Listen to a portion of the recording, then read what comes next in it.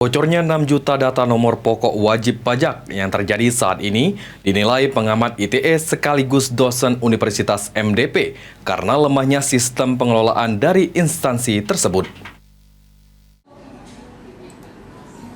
Kebocoran data kembali terjadi. Kali ini sebanyak 6 juta data nomor pokok wajib pajak bocor dan dijual di sebuah forum. Menanggapi hal tersebut, pengamat ITE sekaligus dosen Universitas MDP, Eka Puji Widianto menilai kebocoran NPWP yang terjadi memang hanya menunggu waktu.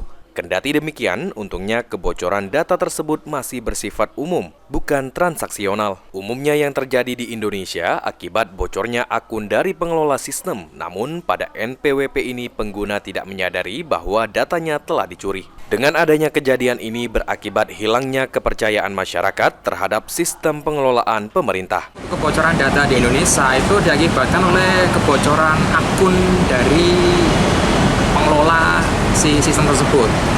Nah, untuk yang kebocoran password ini, akunnya ini kebanyakan menggunakan namanya log stealer.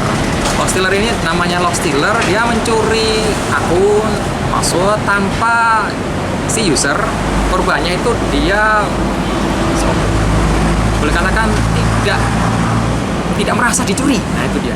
Ditambahkan Eka, penyebab utama kebocoran data ini dikarenakan manajemen lemah atau salah dari sistem pengelolaannya. Karena tidak memakai SDM yang ahli pada bidang tersebut. Solusi dari permasalahan ini pemerintah harus segera mencari asal-usul yang menjadi penyebab bocornya data sehingga ke depan bisa dapat diantisipasi. Ilham Wahyudi, PAL TV.